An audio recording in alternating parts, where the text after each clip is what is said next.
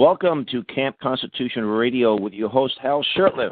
This show is heard on WBCQ The Planet every Monday night at 7:30 p.m. Eastern Standard Time. It's also heard on Podomatic, which is podomatic.com. If you go to that website, you just punch in Camp Constitution Radio, and you'll be able to see many episodes of the show, past shows. We've been doing this for several years now, and we have quite a few great guests that have been interviewed, things that are timeless and very important, and they're all available as free downloads. And if you do go to Podomatic.com, I recommend that you follow Camp Constitution Radio, and that way there you'll be notified of new uploads. And we usually post at least one a week, and we have a lot of, not just this show, but we have a lot of classic interviews and also speeches. So people like Gary Allen and just a good batch of people from the blast from the past, I should say, on the environment, on the Constitution, and many other important topics. So, and this show is brought to you by Camp Constitution, which, among other things, runs a family camp. We host the Sam Blumenfeld archives from our website. We have a YouTube channel with many of our classes and year-round activities that are posted. And so please visit that website, campconstitution.net. Now, we were supposed to have a guest who will be coming to camp with his family, Pastor William Levy, who, and his topic is Life Under Sharia Law. He called in. He tried to get on to the talk show, and he couldn't. So he called me. And I have never done this before, but I thought maybe it would record. Well, I learned that the minute someone calls in and you take the call, you no longer are recording on TalkShoe. So we have to reschedule him, and hopefully he can get on. He has an incredible story. But I thought I'd sort of give a book review, and I know, oh, geez, time to turn off the show here and go to something else. But actually, a good friend of mine donated his bookstore inventory to Camp Constitution, just about all of it, 30 or so boxes of incredible books. And one of the ways we raise funds to keep the camp program alive and keep me in the field and make this show happen is through the sale, or really a donation of books. And we have an Amazon account, Camp Constitution Books. We have, 700 or 800 types of books, different titles, and some pamphlets. Many of these things are out of print and very hard to find. And we lately, the last year and a half, I've been posting books on the Facebook page, my Facebook page, Hal Shurtleff, and there's several others, and we're all related if you go to Facebook, but you'll see me, Camp Constitution, Boston. You'll see probably on a regular basis books that I'll post. I'll take pictures of the cover.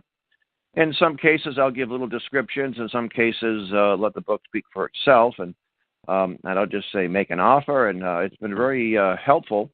And it serves more than one purpose, not just to raise funds for camp, but is to get these good and excellent books back into circulation, and in some cases known to people for the first time. There are a lot of people in the freedom movement that are relatively new, and they're very intelligent people. They have a lot to offer, but a lot of the information that they're getting is from the likes of Glenn Beck, his books, and Ann Coulter, and a lot of the what I call mainstream conservatives. And you might learn something from them, and I'm not doubting that. I know Ann Coulter has written some good books, and she comes out with a book every 6 months. She did a good book supporting Joe McCarthy. But there's a lot of topics that the big publishing companies don't like to touch and don't want to deal with. And I think it's very important. You cannot be successful. Sun Tzu says you have to know your enemy or you're not going to win. I'm paraphrasing. So if you really want to understand what's going on, you're probably not going to get all that information from some mainstream conservative talk show host. And that's why it's important. Now, of course, you'll get this from people like Mark Dice and Alex Jones, InfoWars. You'll get some more in-depth things. But they still tend to deal with more current issues than historical background. And so first off, if you're going to be an active patriot, you need to have a good understanding of the Constitution. You don't have to be a walking encyclopedia and memorize every single amendment and be able to cite every Supreme Court decision that's amendment that somehow was used when this amendment applied to, what have you. But it's good to have an understanding of it so you know instinctively when something is constitutional and when it isn't. There are a lot of people who will say, hey, we need to do this. We need to counter this problem with more government, with a federal law or with federal money. And the minute you hear the term federal money or federal regulation, you shake your head and say, nope, it's not constitutional. So get a copy of the U.S. Constitution. And we've been getting a lot of these out. And read it on a regular basis. Read it. Learn about the various roles of the federal government, what a congressman is supposed to do, what presidents are supposed to do. And when somebody says the United States president, he's the most powerful man in the free world, challenge that. Say, no, that's not his job description. Now, there are some good books that will help you have a better understanding of the U.S. Constitution.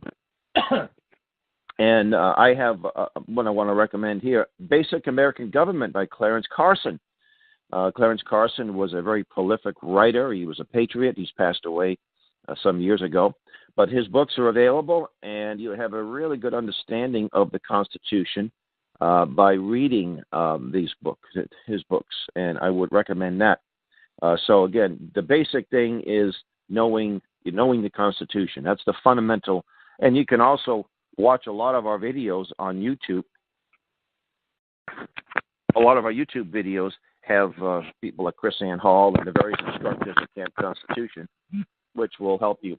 Now, what about knowing the enemy, knowing who the bad guys are? Well, Jim Perloff wrote a book back in 1988 called Shadows of Power, the Council on Foreign Relations in the American Decline.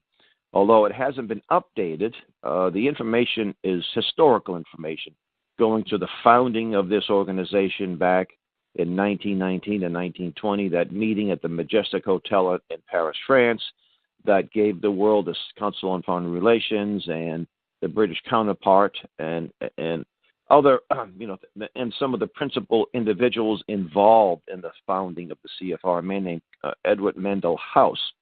Now, House was to Woodrow Wilson as Kissinger was to Nixon. But unlike Kissinger, who loved the media, House was a shadowy figure. If you were if you were rising in the Democrat Party, and you knew House, and he liked you, you were going to go somewhere. So you knew where the power was. He actually had a room in the White House, and Woodrow Wilson called him his alter ego. Well, he wrote a novel in 1912 called Philip Drew Administrator. And Franklin Roosevelt got a copy of this book. His mother gave him a copy of this book.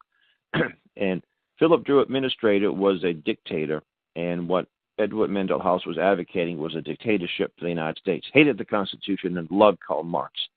And this was back in 1912. And that is available for relatively short money. We have a lot of copies and so forth, but it's an important book.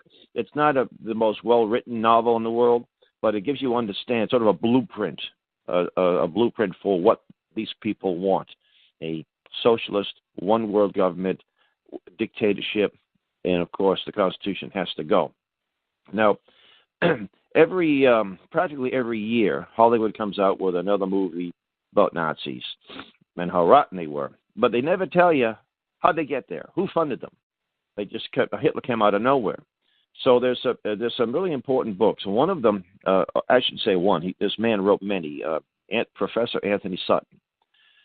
Anthony Sutton was a Stanford University professor, Hoover Institute, and I interviewed Patrick Wood, a colleague of his. Patrick was a much younger man, and Professor Sutton passed away several years ago, and he was up in his 90s.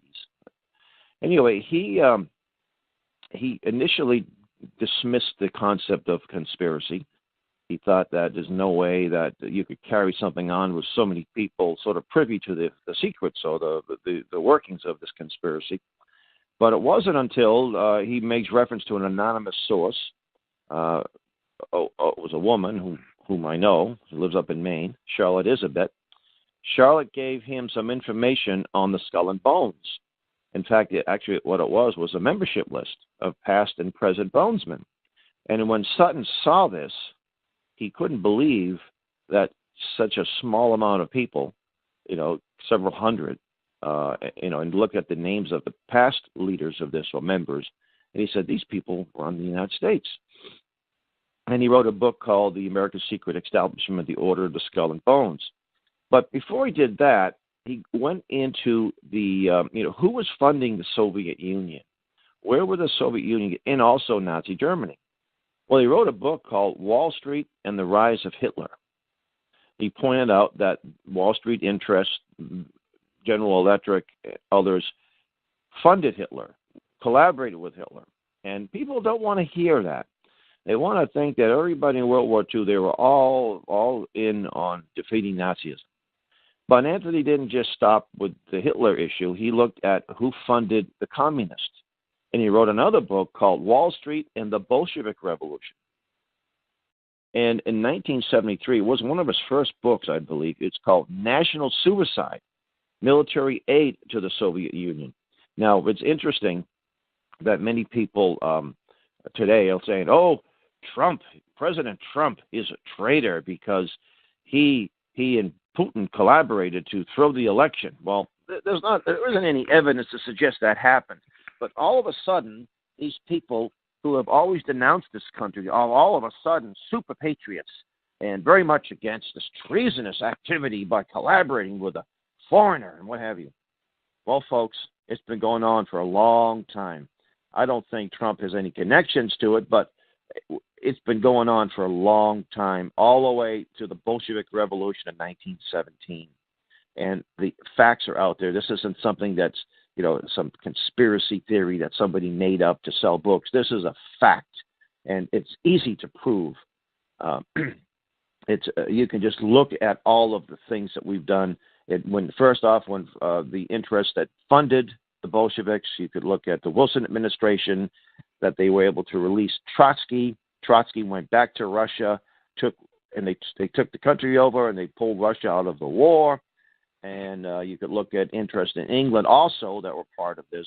John Maynard Keynes, the socialist, communist, child-molesting homosexual, also was very much involved. He was one of the few Westerners that had absolute access to the Soviet Union.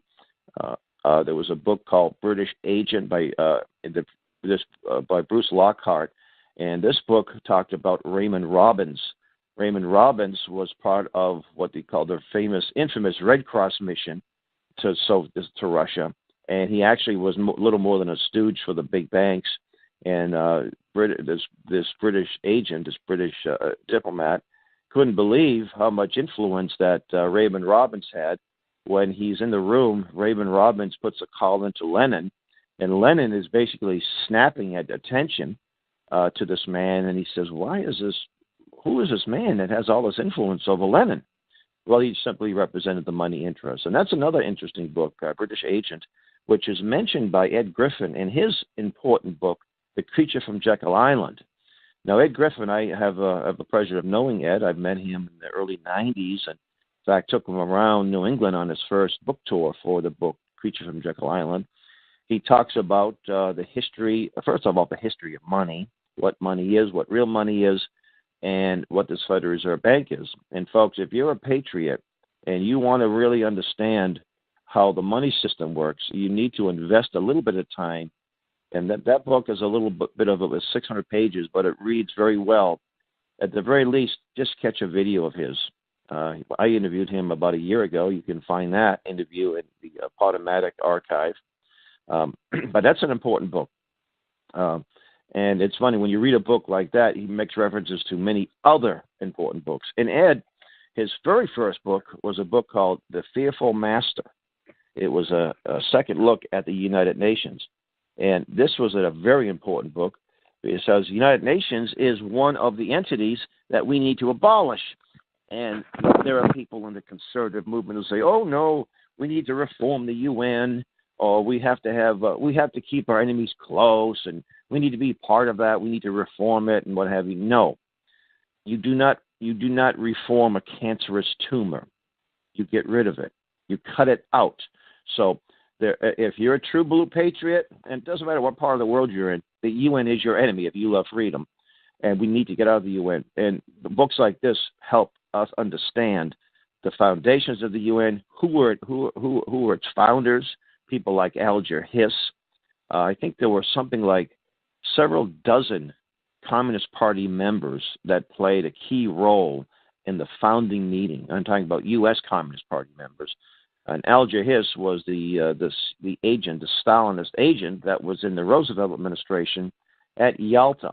And you wonder why what happened at Yalta. Yalta was after the war. There was a meeting in Yalta by Stalin and Roosevelt. I'm sorry, not after the war. It was in February of 1945, prior to the ending of the war.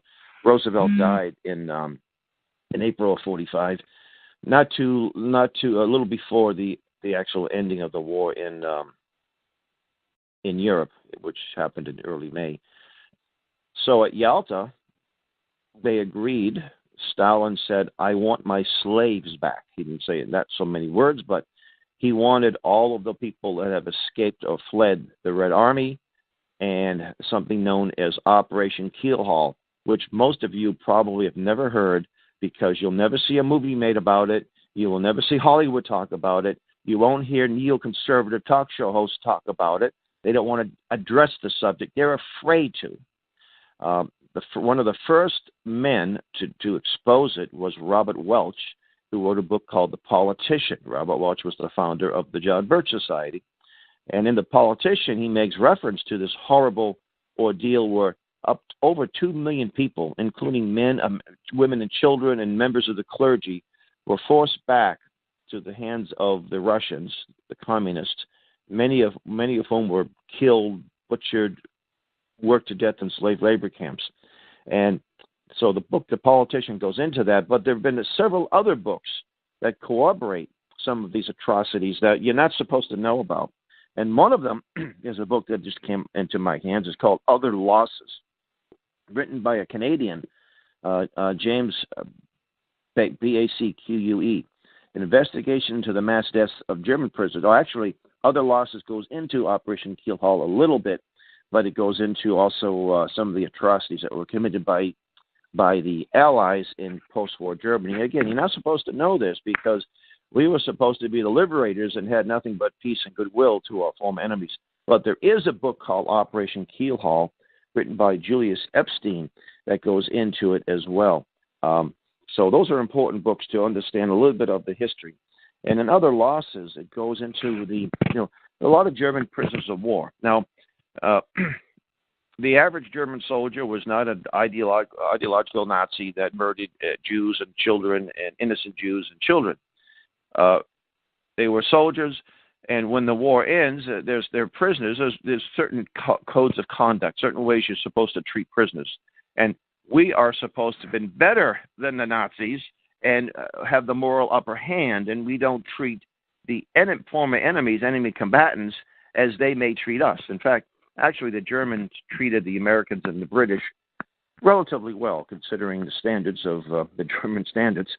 They didn't treat the Russian POWs very well, quite brutally, unfortunately. But and the Russians treated their prisoners brutally as well.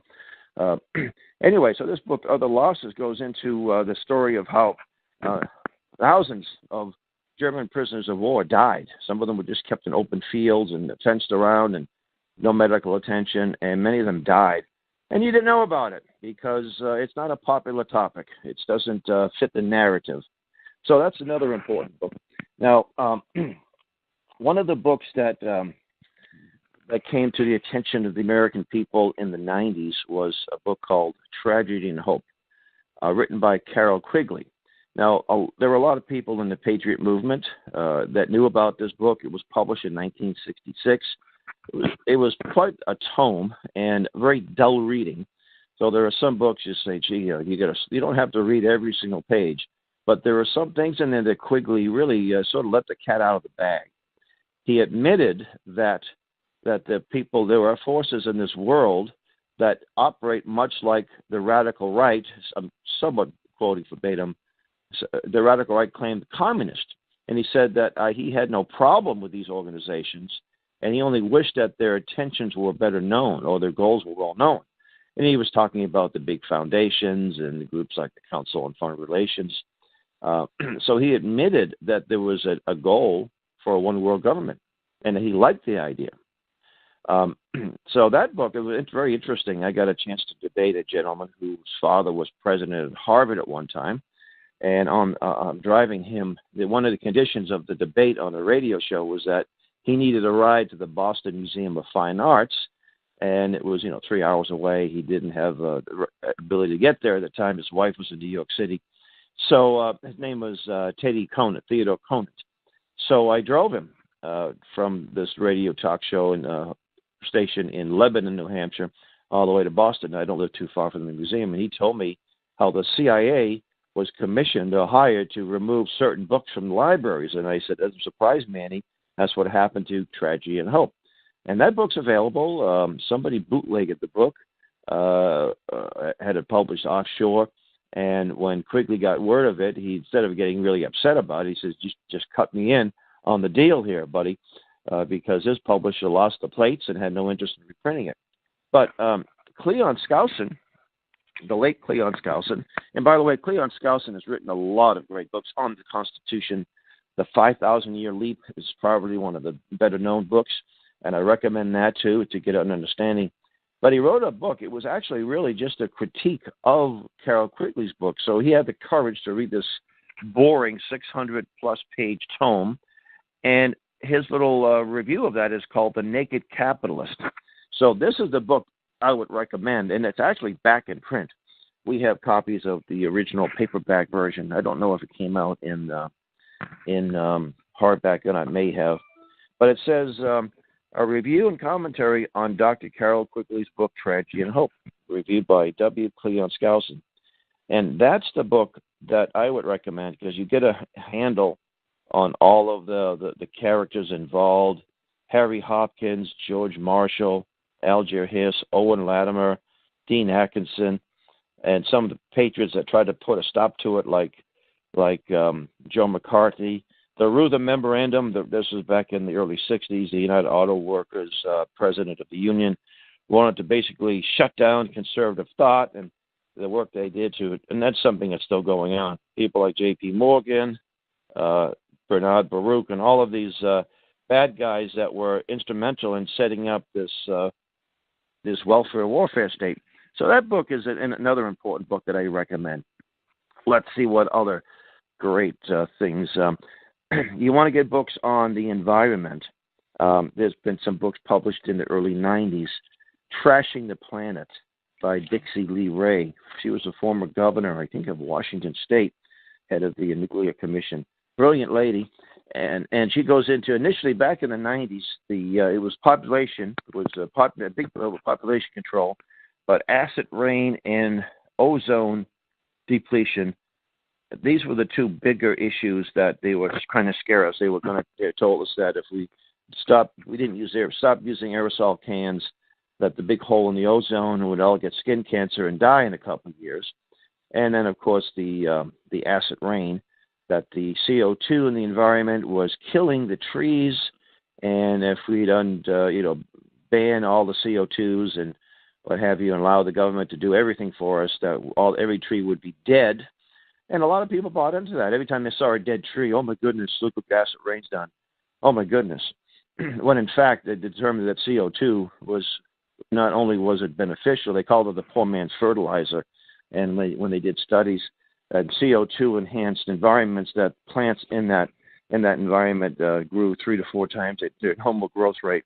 And when it comes to the ozone hole, they said, in the Antarctic, 6 months out of the year, there's this gigantic hole, and my goodness, if you're down there and trying to suntan, you're going to die of skin cancer. Well, in order to make ozone, you need sunlight, and there's not a lot of sunlight down in the Antarctic in the wintertime.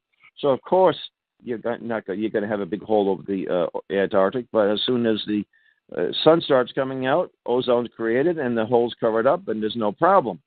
So you don't hear much about these two things. But this is just a history of the scares that we get, and every time we need more government. Now it's sea levels rising, and it's very fascinating to me that these people, oh my goodness, we're going to be under water in a few years. Al Gore's ex-wife just bought some beachfront property in California. Ask any real estate agent who sells beachfront property and tell us how much of how that price is bottomed, how real estate and beachfront properties bottom. Go to Cape Cod, you can buy anything you want for 10 cents on the dollar. No, that's not the case. It's just the opposite. So to suggest that if the sea levels were rising, this property would be underwater, it would be useless. So why isn't the price? Why aren't they giving this property away? In fact, why aren't they abandoning this property? It's going to be worthless. Property underwater isn't worth anything. So someone's lying to us. And it books like this. Dr. Michael Kaufman, the late Michael Kaufman, who was also a camp instructor and a good friend of mine, he wrote a book called Saviors of the Earth. That was one of his first books written to the layman. As a scientist, he wrote a few books that were more digestible to people who were in the scientific community. But this book, The Saviors of the Earth, is an important book to understand the foundations, the organizations behind the environmental movement, and, of course, what to do about it. Just knowing this information isn't going to start the problem. He also, one of his last books was Rescuing a Broken America, Why America is Deeply Divided and How to Heal It Constitutionally. So that's an important book, and we just got a few of these our way. So anyway, you can spend your whole life reading books, and you can't read every single book out there, but there are a lot of excellent books that need to be in your library, and you need to be read and understood, and then it's up to you just to share this information. That's why these people wrote these books. There's one book I want to mention before we get another minute or so here. It's called The Whole of Their Lives by Benjamin Gitlow. Benjamin Gitlow was a Communist Party member, a very active party member in New York City. He came out of the party, became a patriot, and he wrote this book to pretty much help us in the freedom movement understand the commitment and dedication the Communist Party expected of its members. They didn't say, oh, well, it's a football game tonight, so don't worry about coming to the meeting. Oh, gee, it's holiday season, so we understand. Or, gee, it's too hot, or it's too cold, or the weather it's raining out, so I understand why you didn't show up today. They wanted the whole of your lives. You know, Christians are supposed to give 10% of their income. Communist Party wanted 20% or more. They wanted you to do something every single day for the party. And a lot of people in our ranks, well, they get a little discouraged because an election was lost or a bill was passed and signed into law, and, oh, it's too late. We can't do anything about it. It's over. Oh, I'm burned out. I've been to 3 meetings the last month. I'm burned out. I've done enough. Well, somebody called me a name. Somebody said I was an extremist. Somebody at work didn't like and they made fun of me. And I've had it. You know, I'm reading my books, and I've had all these. I've heard about these things, witnessed these things. Some people get into the fight, and a week later they're out of the fight because they've become an expert. They know more than you, and they know that we can't win. And that's what the enemy wants us to do, by the way. So you get a copy of The Whole of Their Lives. You see why they are winning.